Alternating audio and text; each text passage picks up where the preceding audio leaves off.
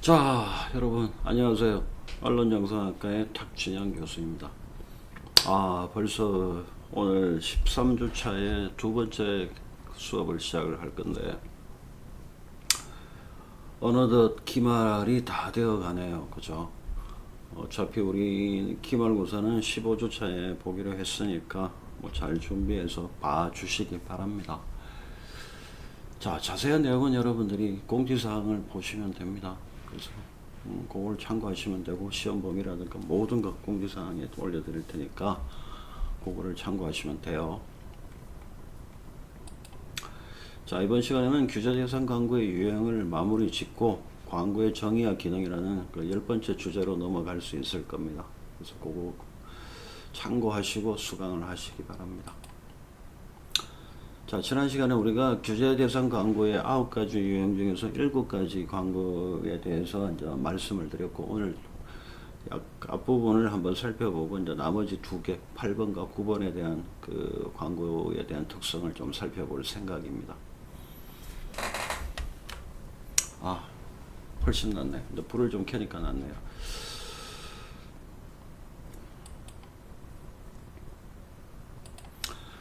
자, 우리가 이제 요 얘기 꼭 기억을 해달라고 했습니다. 그죠? 상호 배타적이지 않은 경우가 꽤 있을 거다. 자, 극단적으로 표현하자면 허위 광고이면서 기만 광고일 수도 있고, 혹은 과장 광고일 수도 있고, 또 과장이면서 기만일 수도 있고, 이런 경우가 조금 있을 겁니다. 그래서 그것을 감안해서 구별을 잘 해주시면 되고, 특히 그 개념 가지고는 여러분이 쉽게 구별하시기가 만만치 않을 거예요. 그죠? 근데 그럴 때는 사례를 가지고 비교를 하시면 분명히 쉽게 구별을 하시는데 도움이 되지 않을까라고 생각합니다. 허위 광고는 말 그대로 허위예요. 허위. 거짓말입니다. 그러니까 실제 팩트가 아닌 거짓말을 광고 메시지 문구에다가 삽입하는 광고가 바로 허위 광고가 되고, 이거는 굉장히 큰 법적 처벌의 대상이 됩니다. 그러다 보니까 광고주도 바보가 아니니까 허위 광고는 잘 시행하지 않습니다.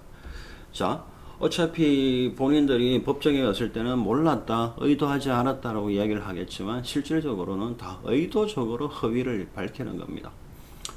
자, 그래서 사실이 아닌, 팩트가 아닌 그런 메시지, 내용들을 광고에다가 삽입하는 거예요. 왜? 어떻게? 의도적으로. 당연히 의도를 가지고 하는 겁니다.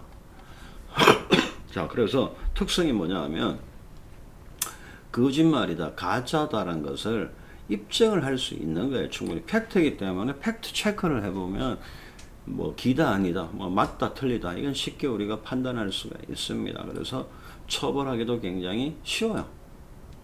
명확해요. 팩트면 처벌 안 하면 되고, 팩트가 아니라면, 거짓말이라면 이건 처벌을 하면 되는 거예요.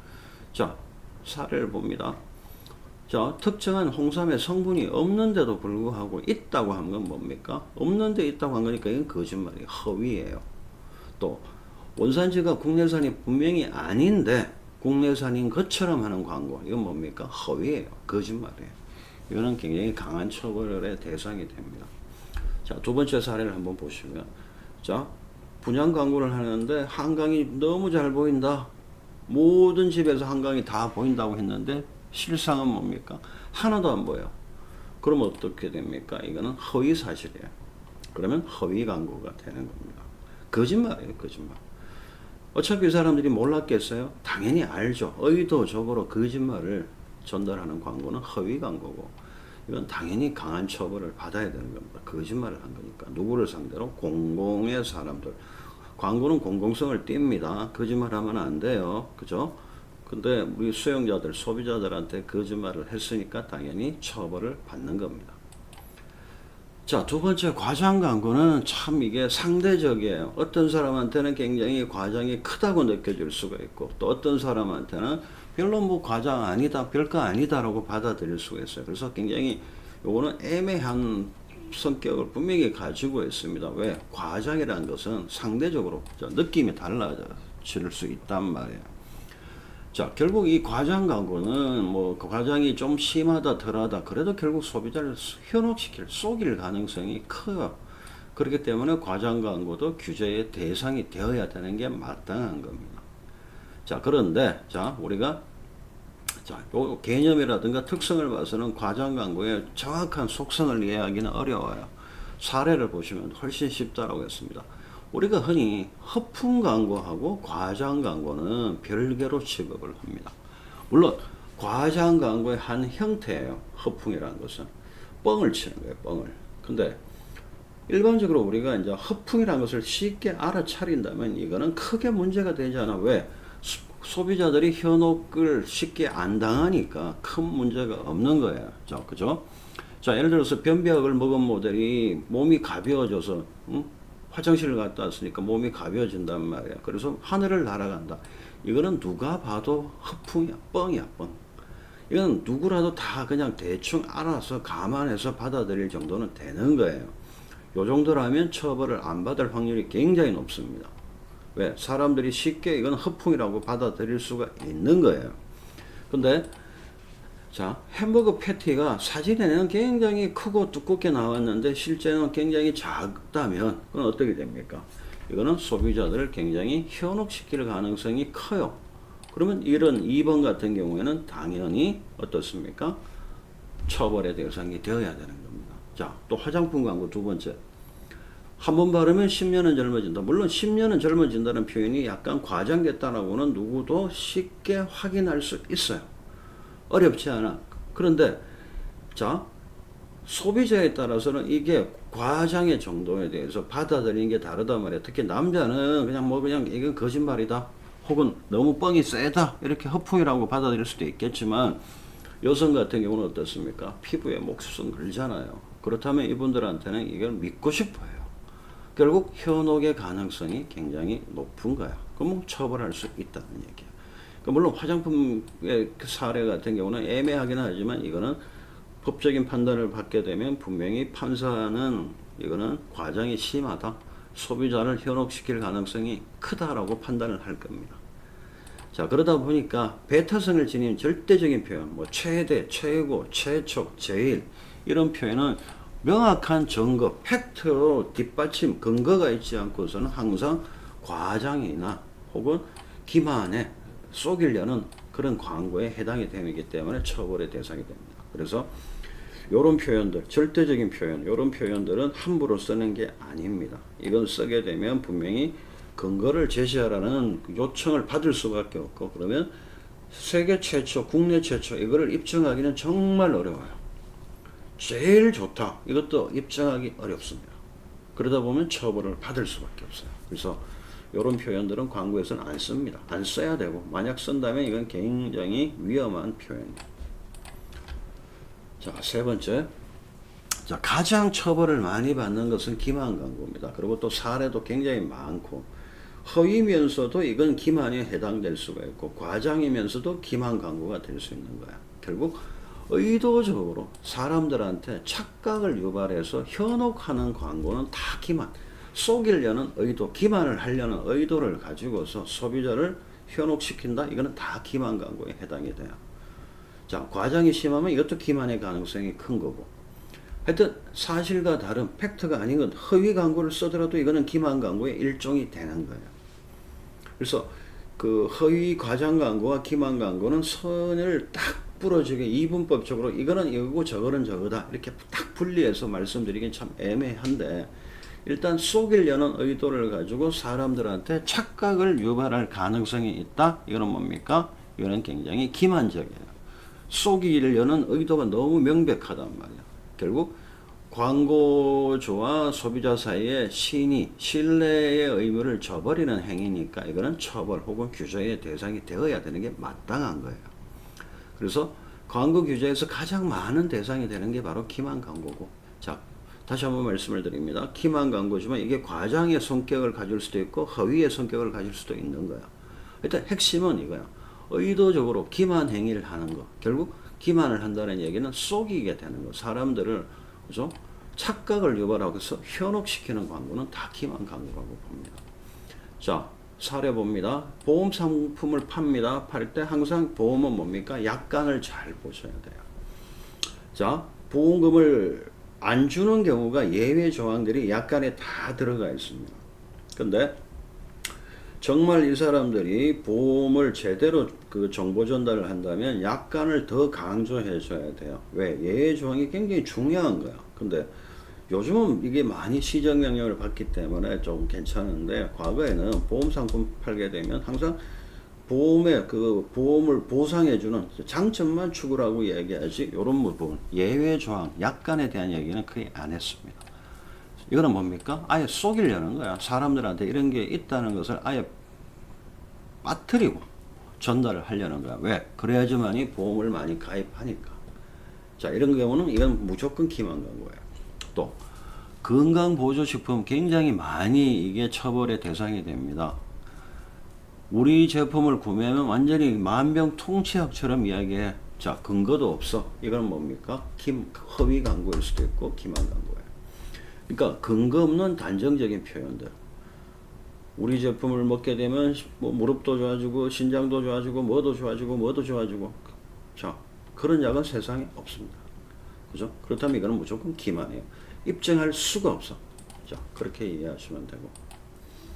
오도 광고란 것은 의도와 무관한 겁니다. 가장 핵심은 이거야. 오도 광고는 의도를 했든 안 했든 간에 결과적으로 그런 사람들을 현혹시키는 것이 발생하게 되면 이거는 오도 광고라고 보는 겁니다. 자, 의도를 했건 안 했건 간에 소비자를 잘못된 방향으로 미스리딩을 할 수 있는 가능성이 있는 광고는 오도 광고라고 합니다. 미스리딩 광고. 그러니까 특히 팩트라도 관계가 없어요. 자, 의도하고 무관하고 팩트일 수도 있는 거야. 오도 광고는 사실을 팩트를 이야기하더라도 오도 광고가 될 수가 있는 거야. 왜? 소비자가 그 주어진 광고 메시지를 해석하는, 의미를 받아들이는 과정에서 잘못 해석할 수가 있다. 이걸 유도하는 거야. 일부러. 혹은 모르고 자기도 그렇게 의도를 하지 않았더라도, 자, 잘못된 해석을 유도하고 현혹시킬 수 있게 된다면 이거는 오도예요. 자, 이건 또 결국은 과장이면서 오도일 수 있고 허위이면서 오도일 수도 있지만 팩트를 가지고 메시지를 줬는데도 오도 광고가 될 수 있는 거야. 의도하고도 무관하고 사실일 수도 있는 아주 특이한 성격을 갖고 있는 게 오도 광고예요. 자, 요겁니다. 사례를 보시면 확실하게 구별합니다. 자, 식물성 기름을 그 광고를 하는데, 식물성 기름에는 당연히 콜레스테롤이 없어야 되는 게 정상이에요. 이거는 동물성 기름에만 존재해요. 콜레스테롤이라는 것은. 그러면 당연히 없어야 되는 건데, 없는 게 너무나 마땅한데 그게 대단한 것처럼 얘기를 합니다. 이거는 거짓말 한 겁니까? 아니에요. 팩트를 이야기했어. 사실을 이야기했어. 우리 식용유에는, 식물성 식용유에는 콜레스테롤이 0입니다. 물론 사실이야. 그렇지만 소비자를 잘못 해석해서 잘못된 행동으로 이끌 가능성이 있단 말이야. 잘못 이끄는 거야. 오도. 잘못 이끄는 거. 자, 과도하게 사용해도 된다는 오해를 불러일으킬 소지가 크죠. 그러면 이거는 해석 과정에서 소비자를 잘못 해석하는 것을 유도했으니까 이것도 오도 광고로서 처벌 혹은 규제의 대상이 되는 게 마땅한 겁니다. 자, 5번의 품위 손상 광고는 그야말로 조금 허접한 광고들이야. 조금 우리가 눈살이 찌푸려지는 광고. 우리의 그 보편적인 정서에 반해서 볼 때, 도덕적인 기준, 윤리적인 기준에 봤을 때 뭔가 좀 안 맞는 거, 품위를 훼손하는 거, 이게 바로 품위 손상 광고입니다. indecent 광고. 자, 뭐 존엄성이라든가 생명을 경시한다거나 너무 지나치게 겁을 주고 공포감을 유발한다거나 혐오감을 유발한다거나 성을 비하한다거나 성적 수치심을 유발한다거나, 그죠? 신체를 과도하게 노출한다거나 음란하거나 선정적이거나 신체 결함을 조롱한다거나 희화화하는 것들, 반사회적 행동을 조장하는 표현과 같은 것은 어떻습니까? 품위를 떨어뜨리는 광고예요. 이건 당연히 처벌받아야죠. 가장 대표적으로 5번 품위 손상 광고에서 가장 대표적인 사례는 이겁니다. 성적 소금. 그러니까 필요한 제품도 아니고 전혀 맥락에도 안 맞는데 모델들을 조금 헐벗게 제시해 주는 것들. 결국 여성을 성상품화 한다라고 했잖아요. 그죠? 우리 여기 성적 소금은 지난번에 워낙 자세하게 제가 말씀을 드렸으니까 충분히 여러분들이 이해를 하고 계실 거라고 생각합니다. 성적 소구는 결국 성을 상품화 해가지고 성 역할, 남성과 여성의 성 역할과 성에 대한 가치관에 나쁜 영향을 초래하죠. 특히 가치관, 성에 대한 가치관은 어떤 문제하고 연결시키라고 했습니까? 둔감한 이름하고 연결시켜서 잘 살펴보시면 됩니다. 자, 비교 광고는 그 자체가 나쁜 건 아니라고 했습니다. 비교 광고는 분명히 정보 전달을 많이 해줄 수 있고 소비자의 구매 선택권을 조금 더 보장해주고 도와줄 수 있는 좋은 점을 갖고 있어요. 그건 전제는 뭡니까? 제대로 비교를 했을 때 얘기입니다. 항상 우리는 비교를 하면 자사의 우월성을 강조하겠죠. 상대방이 더 낫다라고 얘기하는 미친 사람은 없어요. 자, 그렇다면 우월성을 강조를 하고 우월성을 표현하고 싶으면 근거가 있어야 돼요. 입증을 할 수 있어야 돼요. 그죠? 그래서 근거 없이 타회사를 폄하합니다. 조금 낮춰서 얘기를 한다면 이거는 비방 광고가 되는 거예요. 결국 상대방을 욕하는 거. 그거밖에 안 되니까 처벌돼야 돼요. 결국 객관적인 근거, 사실에 근거해야 되고 이의가 제기되면 입증을 해줘야 돼요. 비교 광고는 무조건. 그래서 직접적으로 이야기하기는 굉장히 부담스러워요. 과학적이고 객관적인 자료에 근거해서 입증을 한다는 것은 의외로 굉장히 어렵습니다. 아까 우리가 배타적인 표현이 있었죠. 최고, 제일, 최대 이런 표현을 쓰게 되면 입증할 의무가 있어요. 그래서 굉장히 입증하기가 어렵다는 거 같은 맥락이고 또 요거 잘 기억하세요.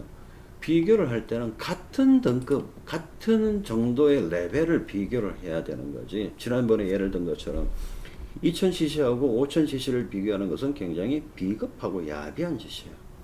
그럼 결국은 사람들을 비교 광고에서 어떻게 됩니까? 오도할 수 있는 거예요. 해석의 과정에서.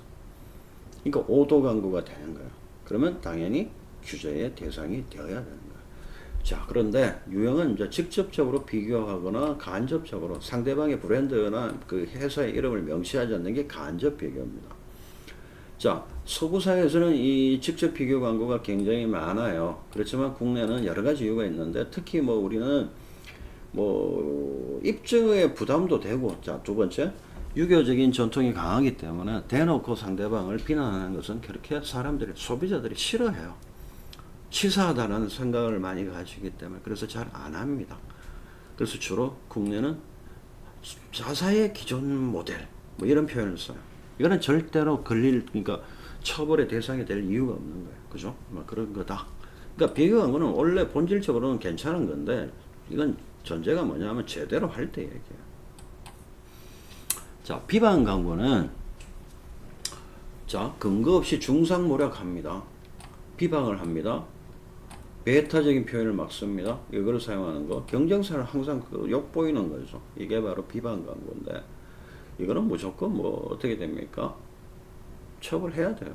근거가 있다면 괜찮아. 그러면 소비자의 구매 선택권을 도와주는 역할이 되겠지만 아무 근거 없이 이런 얘기를 한다는 것은 상당히 심각한 문제니까 이거는 당연히 처벌의 대상이 되는 겁니다.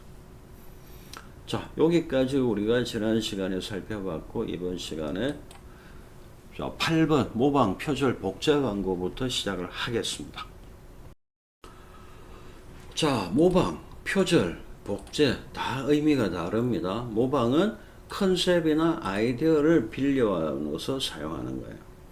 자, 어차피 다들 이제 남의 거를 가지고 흉내내는 거고, 그죠? 따라하는 건데, 자, 모방은 컨셉이나 아이디어를 갖고 오는 거고, 자, 표절은 뭡니까? 표현을 갖다다 쓰는 겁니다.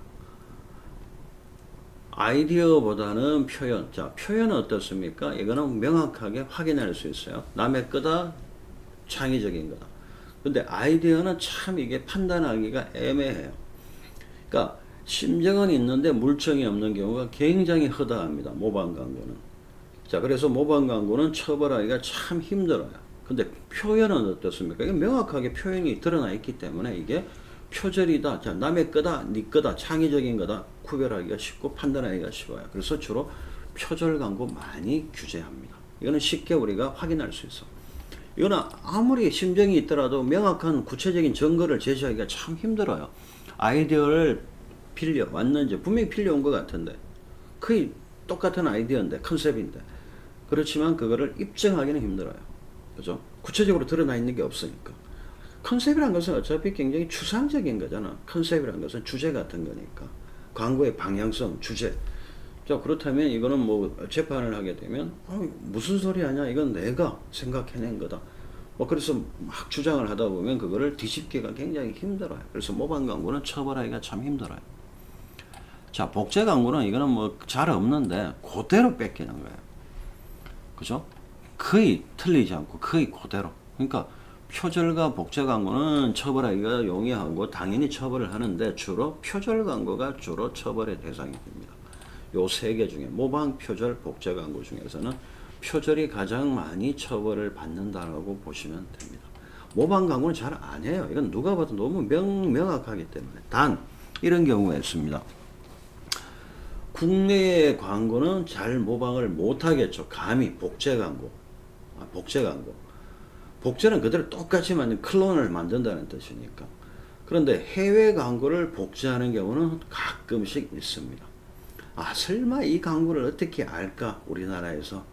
자, 그렇게 생각들을 하고, 이제 뭐 예를 들어가지고, 뭐 선진국의 광고는 잘 안 해요. 이건 조금 혹시 위험하다고 생각이 되니까, 주로 보면 뭐, 좀 멀리 있는 거. 우리나라에서 지리적으로 제일 먼 쪽이 어디입니까? 남미 쪽에. 그럼 남미 쪽에서 광고를 뭐 했다든지. 그죠? 뭐 그렇다면 사람들이 잘 모를 가능성이 클 거야. 이제 그런 것을 노리고 복제를 한다면 이제 그런 데 있는 광고를 복제하는 경우는 가끔 있어요. 근데 요즘은 인터넷이 워낙 발달을 해가지고 그런 것도 쉽게 드러나요. 그래서 복제 광고도 뭐 그렇게 하는데 국내 광고는 거의 복제하지 않습니다. 이건 너무 명확하게 드러나기 때문에. 자, 9번. 마지막 그 규제대상 광고의 마지막은 어린이 광고인데 세계 어느 국가를 막론하고 어린이 광고는 굉장히 철저하게 규제의 대상으로 삼습니다. 왜? 애들은 성인에 비해서 사고력이 떨어지고 판단력이 미숙해요. 그래서 규제를 많이 해야 되는 거야. 위험하다고 보는 거야. 그러니까 성인 소비자는 그나마 합리적으로 좀 생각할 수 있고, 그죠? 논리적으로도 판단할 수 있는 능력이 된다라고 보는데 애들은 아닌 거야. 그러니까 애들 대상으로 하는 광고는 당연히 심한 규제의 대상이 되어야 되는 게 마땅합니다. 왜 그런가? 애들은 광고와 일반 프로그램, 본방과 광고를 잘 구별하지 못해요. 특히 유치원까지, 초등학교 한 1학년까지. 또 현실과 상상의 구분도 명확하지가 않아요. 자, 그래서 광고에서 제시되는 주장을 무비판적으로 수용할 가능성이 높다고 보는 거예요. 그래서 규제를 많이 해야 된다고 생각하고, 이게 바로 논리적인 근거예요. 왜? 어린이 광고는 무조건 세게 규제를 해야 된다라고 거의 대부분의 국가에서 얘기를 하고 생각을 하고 시행을 하는가 하면 이런 이유가 되는 겁니다. 자, 여기서 하나 더 말씀을 드리면, 특히 선진국에서는 호스트 셀링 광고는 철저하게 규제를 합니다. 이건 정말 위험하다고 보는 거예요. 자, 지난번에 한번 제가 말씀드렸죠. 방송 광고 일반에 대한 얘기를 드릴 때, 그 6번째 주제에서 뭐였습니까? 호스트는 뭡니까? 주인공입니다. 자, 본 방송이 있고 방송이 끝나고 광고가 나온다고 쳤을 때 그 본 방송의 주인공이, 뭐 주인공이나 사회자가, 자, 프로그램 끝나자마자 등장해서 어떻습니까? 광고의 모델로 등장을 합니다. 그러면 어린이들은 이게 프로그램 내용인지 광고인지 구별을 못 하잖아요. 그러면 굉장히 효과가 극대화될 수가 있어. 구별할 능력이 떨어지는 상태에서 이렇게 호스트가 셀링을 하는 광고를 제시하게 되면 효과는 극대화될 수 있는데, 이거는 굉장히 비윤리적이고 비도덕적으로 보는 거야. 자, 예를 들어서 이제 그 미국 같은 경우의 사례를 한번 들어보면, 미국은 주로 아침에 시리얼이라는 것을 많이 먹죠, 그죠? 그래서 미국의 그 지상파 방송국들은 토요일 날 오전에는 무조건 광고가 아니고 만화, 애니메이션 프로그램을 엄청나게 편성합니다. 자, 토요일 날 오전에는 거의 애들을 대상으로 애니메이션 편성하는데, 애니메이션 광고 끝나면 과거에는 이런 규제가 있기 전에는 호스트가 등장해서 막 시리얼을 팔아먹어요. 그러면 엄청나게 효과적이야. 애들이 사달라고 뗐으면 별로 좋지도 않은 시리얼이지만 사줘야 되는 거야. 그죠? 그렇게 되는 거니까 호스트 셀링이고, 자, 결국은 이거는 이제 맥락 효과의 하나의 특수한 형태입니다. 호스트 셀링이라는 것은 위치에 따른, 맥락이라는 것이 결국은 이제 상황 혹은 위치, 이런 의미를 담고 있는데, 순서에 따른 효과, 위치에 따른 효과예요.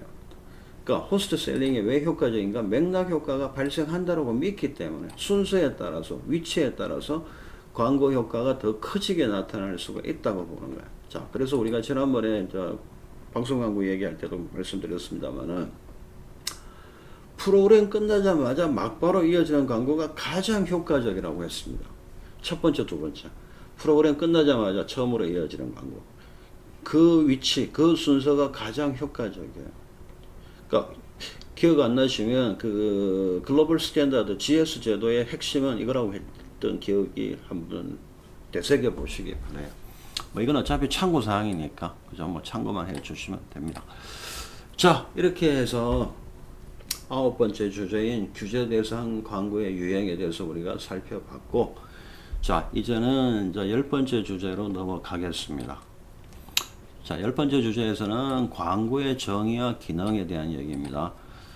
자, 11장을 제대로 할 수 있을지 없을지는 모르겠습니다만은 뭐 까딱하면 이게 마지막 주제가 될 수도 있는데, 뭐 이 수업을 제가 많이 진행을 해봤습니다만은 뭐 많이 수업이 진도가 나가면 11장까지 하고 보통은 10장 정도 여기까지 해서 멈추었습니다.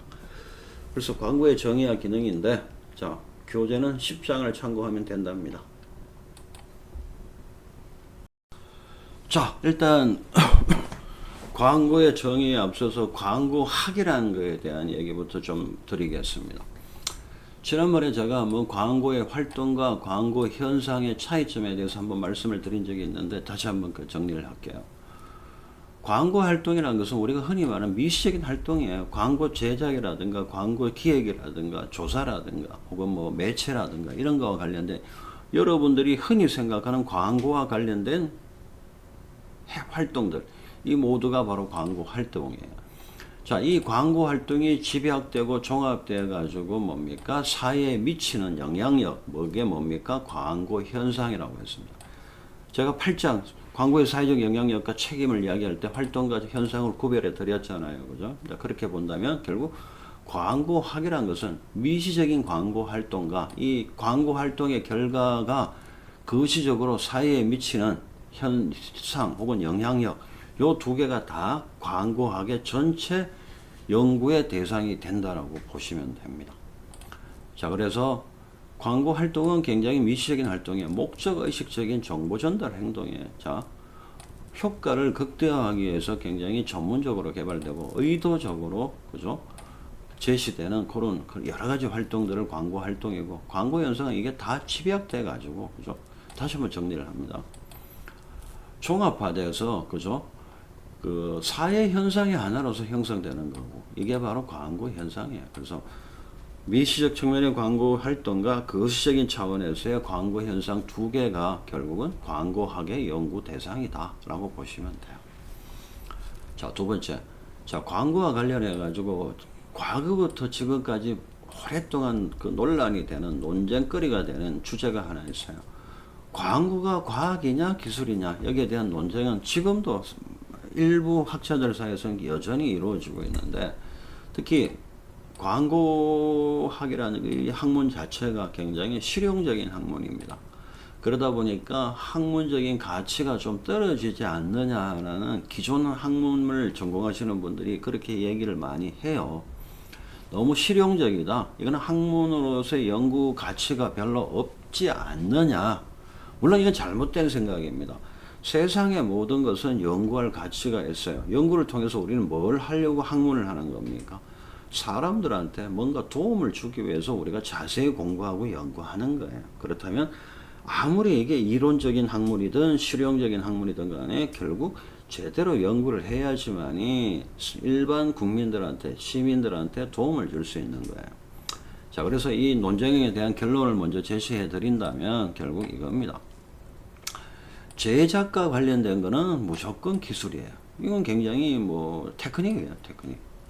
그죠? 그렇지만 조사라든가 관리와 관련된 거, 그죠? 뭐 경영 이런 부분을 보면 굉장히 체계적인 지식입니다, 과학입니다.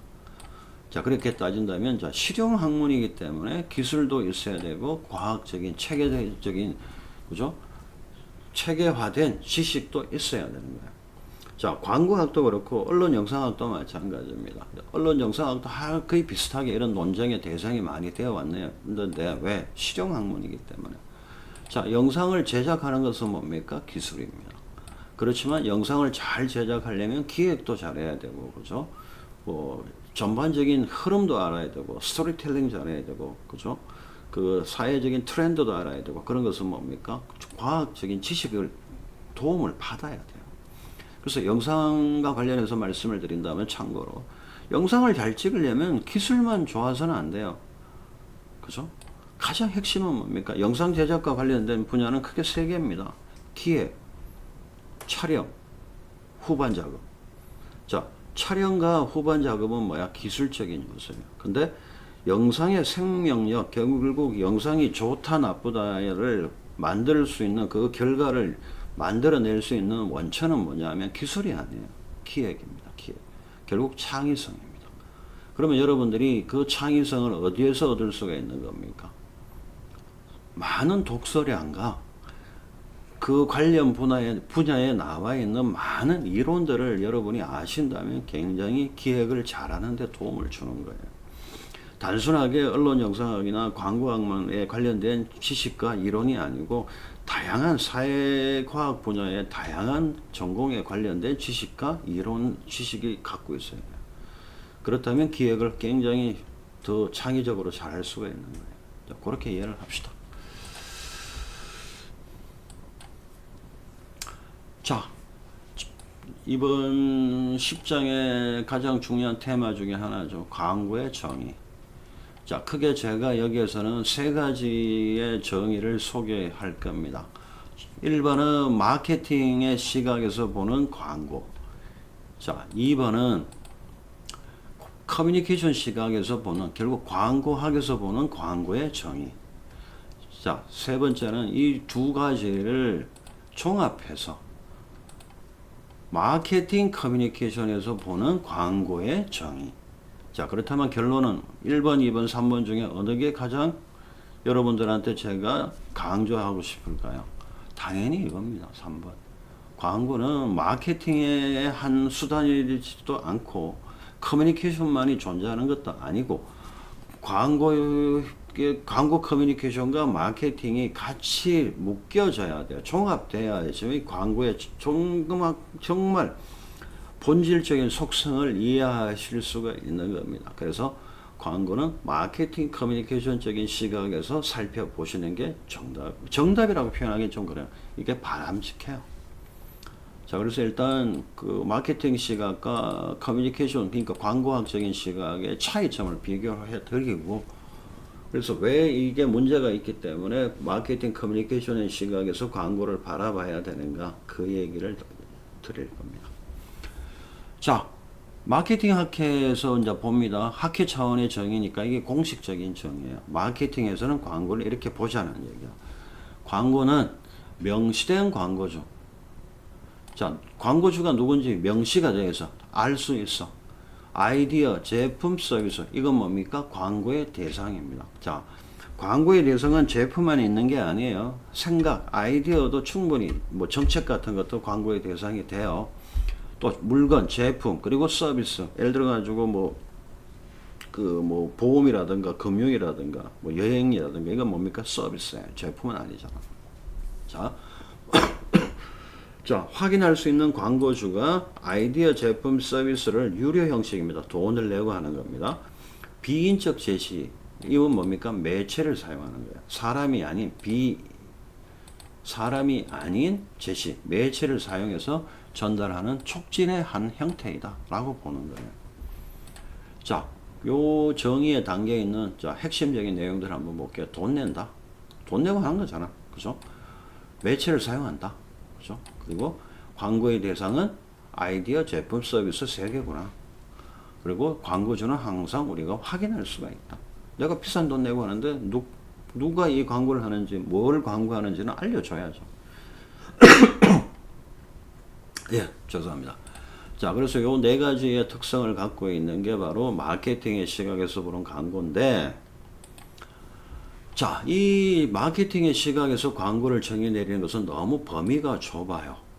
특히 너무 마케팅에 그 매여 있고 묶여 있어요. 무슨 문제가 가장 심각하냐면 광고주와 수용자의 특성이 전혀 반영이 안 돼. 자, 어차피 광고도 사실은 커뮤니케이션 활동이야. 단순하게 마케팅의 개념에서만 볼 게 아니고 광고란 것은 커뮤니케이션, 소통의 그죠? 결과물로 나타나는 게 광고예요. 결국은 메시지를 주고받는 과정이고 커뮤니케이션의 과정이고.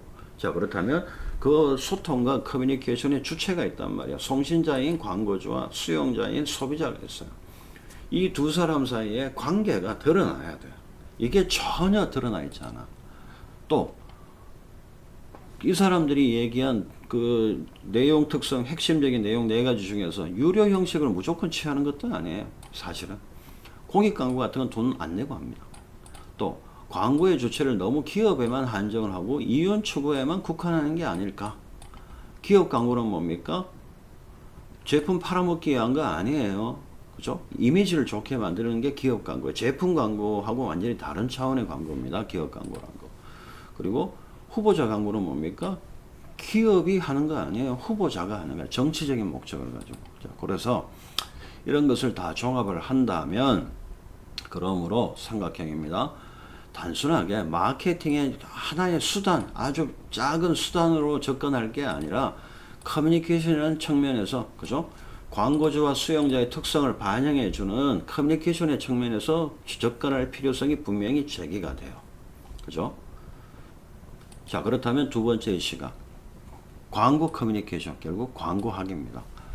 자, 이렇게 정의를 내립니다. 커뮤니케이션 매체. 자, 매체 쓰는 건 똑같아요. 통제 혹은 제어된. 자, 확인 가능한 설득이다. 자, 설득에게 앞서서 통제부터 먼저 말씀을 드릴게요. 자, 통제 혹은 제어된, 컨트롤 되었다는 얘기야. 컨트롤 할 수 있다는 뜻입니다. 자, 광고주가 내가 돈을 내고 합니다. 돈을 내고 하기 때문에 내가 그 메시지를 내가 원하는 것을 줄 수가 있어요. 심의에만 문제가 안 된다면. 그죠? 그러니까 통제 혹은 제어된 확인 가능한 설득이다. 왜 확인이 가능합니까? 명시된 광고주가 있을 테니까. 그리고 키 포인트는 설득이에요. 자, 요 설득은 조금 뒤 페이지에서 자세하게 말씀을 드릴게요. 자, 설득. 두 번째, 컨트롤 할 수 있다. 확인 가능하다. 매체를 쓴다. 뭐 비슷비슷한데 차이가 나는 가장 근본적인 차이점은 설득에서 등장해요. 자, 광고에서 설득이라는 개념이 빠진다면 이거는 광고의 본질을 정확하게 이해하지 못하는 겁니다. 사실. 그러니까 우리가 마케팅적인 시각에서는 뭡니까? 단순하게 마케팅의 하나의 수단, 마케팅은 여러 가지 수단들이 있어요. 그죠? 유통도 있고 뭐 여러 가지 수단이 있는 그 중에 하나야. 촉진 중에 하나의 프로모션입니다. 촉진은 프로모션을 하는 수단 중에 한 개가 광고야. 그렇다면 광고는 마케팅의 여러 수단 중에 하나의 작은 영역에 불과하다. 굉장히 광고의 역할을 축소시켜. 단순하게 그렇게 보는 게 잘못됐단 말이야. 그렇게 보면 안 되고, 자, 송신자와, 그러니까 광고주와 소비자 사이에서의 상호작용을 통해 가지고 궁극적으로 생활 수준 향상도 도와주고 생활의 질도 좀 개선해주고 이런데 분명히 조금이라도 도움을 줄 수 있는 정보 전달이다. 단순하게 메시지만 주고받는 단순 행위가 아니라고 봐야 된다는 거야. 그죠? 단순한 정보 전달이 아니라 소비자의 생활 향상에 도움을 주는 정보 전달로 봐야 된다. 그게 뭐야? 설득이라는 얘기예요. 자, 이를 통해서 상호 이해를 가능하게 해주고 대량 생산, 대량 유통, 대량 판매, 대량 소비를 이루게 해주는 게 바로 광고다. 자, 그렇다면 광고는 기업과 기업 활동에 대한 소비자의 이해와 합의 및 수용을 얻어내는 설득의 과정으로 이해되어야 된다는 뜻입니다. 자, 그래서 이제 설득이라는 개념이 워낙 핵심 개념이에요. 핵심 개념인데 이 설득의 개념은 여러분들이 좀 더 정확하게 이해를 해 주셨으면 좋겠습니다. 자, 설득이라는 것은 크게 세 가지의 핵심 개념을 꼭 기억하셔야 됩니다. 자, 첫 번째, 수평적인 관계에서 발생한다. 자, 두 번째, 자율적으로 일어난다. 세 번째, 그 결과로서 설득의 결과, 설득에서 의도적으로 추구하는 것은 뭡니까? 상호 간의 동일성 혹은 상호 이해를 추구하는 과정이고 이걸 만들어 나가는 과정이다. 자, 다시 1번부터 돌아가면, 자, 설득이라는 것은 수직적인 관계가 수직적인 관계가 아닙니다. 수평적인 관계에서, 동등한 관계에서. 자, 이 말은 뭔가 하면, 광고주가 나보다 높은 사람, 윗사람의 입장에서 수직적으로 뭔가 일방적으로 강요를 하는 개념이 아니고, 그죠? 일방적인 그런 형태가 아니고 수평적인 상태에서, 그죠? 일어나는 현상이야, 설득이라는 것은. 만약에 수직적이라면 설득할 필요가 없어. 지시만 내리면 돼. 강요만 하면 돼. 자, 가장 핵심입니다. 설득은 수평적인 관계에서, 동등한 관계에서 일어나는 활동이고 현상이에요. 자, 두 번째. 내가 강요를 받았기 때문에 그 메시지를 수용하는 게 아니고 자발적으로 내 스스로가 원해서 스스로 내가 수용하고 그 전달되는 메시지를 받아들이고 동조하게 되고, 그래서 내가 태도와 행동이 내 스스로가 바꾸는 거야. 바뀌는 게 아니고 바꾸는 거예요. 그래서 자율성을 전제한다. 이게 굉장히 중요한 얘기예요. 두 번째 특성. 자, 세 번째는 이런 것을 통해서 궁극적으로, 자, 무슨 의도를 가지고 설득을 합니까? 송신자가 설득을 하려고 하는 거야? 궁극적으로 동일성. 자, 송신자와 소비자 사이에 그 거리가 굉장히 멀었는데 그 거리가 많이 좁혀져서 거의 유사한 상태. 동일성. 아니면 서로가 서로를 이해하는 상호 이해의 상태. 이런 것을 추구하는 것이 바로 설득이라는 얘기야. 자, 중요한 얘기입니다. 자, 그래서 여기에 수렴 이론을 참조해라는 게 무슨 말인가 하면, 수렴이라는 것은 한 지점으로 모인다는 뜻이에요. 자, 예를 들어 가지고 여러분이 여기 여학생들도 많이 수강을 하실 텐데 스킨 로션이라는 게 있죠. 그죠? 스킨 로션을 왜 바릅니까? 피부가 건조해서 당길 때 이걸 모아주는 역할, 모공을 축소시켜주는, 모아주는 수렴 효과가 있기 때문에 스킨 로션을 바르시는 거예요. 그러니까 수렴이라는 의미는 뭔가 하면 한 곳으로 모인다는 뜻이야. 자, 그렇다면 자, 잘 보십시오. 자, 송신자가 있고 소비자, 수용자가 있어요. 자, 처음에는 이 두 집단 사이에 거리가 굉장히 이 정도 멀었잖아. 근데 이게 그 광고라는 정보 전달 활동, 커뮤니케이션 활동이 한 번만 이루어지는 게 아니고 여러 번 반복적으로 이루어질 거야. 그러면 이 거리가 주고받는 상호작용을 하는 과정이 계속 지속이 되다 보면 일정한 시간이 흐르게 되면 굉장히 거리감이 좁혀지죠. 한 지점으로 모이잖아요. 수렴하잖아요. 그게 바로 설득이에요. 그래서 처음에는 내가 생판 처음 보는 신제품에 대한 광고를 보고 전혀 거리감을 많이 느끼고 차이를 많이 느꼈지만, 그렇지만 시간이 지나가면 점점 알게 되고 이해하게 되고, 그렇다면 광고주의 의도와 나의 의도가 어느 정도 일치하게 돼, 유사하게 돼. 그게 무슨 상태예요? 그게 바로 상호 이해의 상태고 동일성을 추구해 나가는 상태예요.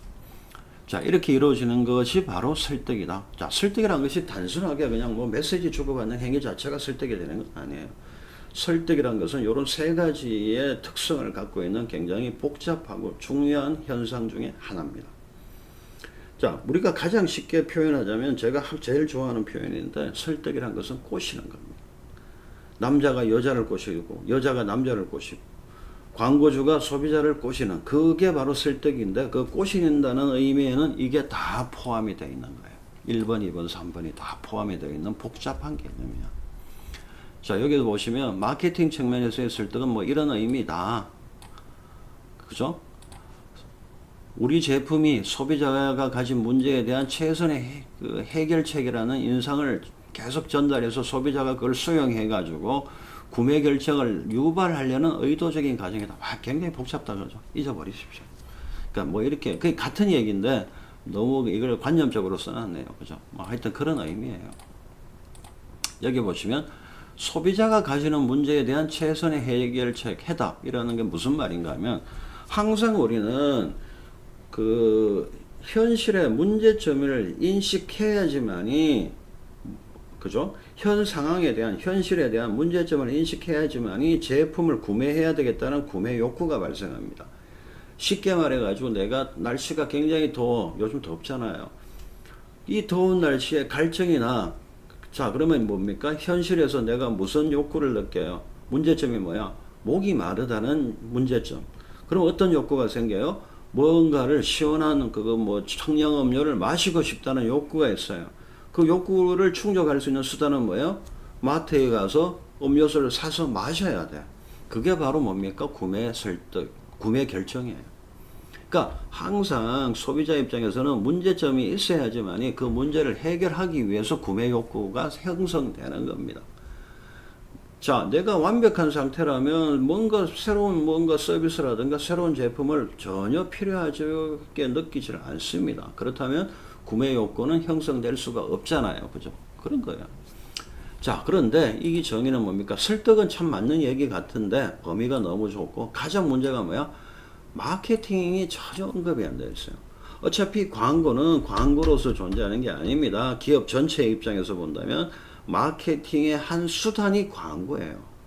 그래서 항상 광고는 좀 미리 말씀을 드리면 마케팅의 목표 달성을 위해서 존재하는 거예요. 마케팅에는 여러 가지 요소가 있습니다. 그 중에 하나가 광고야. 물론 중요한 요소야. 그렇지만 이 전부 다는 아니야. 마케팅의 다양한 요소 중에 한 개에 불과해요. 단 비중이 좀 높은 수단이야. 자, 그렇다면 광고는 마케팅과 떨어진 상태에서는 얘기하면 안 되는 거야. 결국 광고와 마케팅은 연관된 입장에서 우리가 정의를 내리고 살펴보는 것이 맞다는 얘기예요.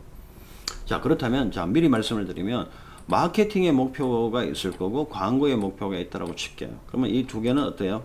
일치해야 됩니까? 일치하지 않아도 됩니까? 흔히 생각할 때는 마케팅의 목표가 광고의 목표하고 거의 같을 거라고들 흔히들 생각하는데 완전히 다릅니다. 자, 요 얘기는 나중에 뒷부분에서 시간이 될 때 말씀을 드릴게요. 마케팅의 목표하고 광고의 목표는 절대로 일치하지 않고 일치해서도 안 됩니다. 그 근거가 분명히 드러나 있어요. 자, 그래서 이 정의는 너무 범위가 좁고 마케팅과 광고의 연관성을 못 밝혀준단 말이야. 설득은 분명히 굉장히 강조하는 게 맞아. 자, 그렇다면 결론이 뭡니까? 두 개를 같이 묶어서 봐야 되는 마케팅 커뮤니케이션적인 시각에서 보는 게 맞다는 얘기예요. 시간이 많이 됐네.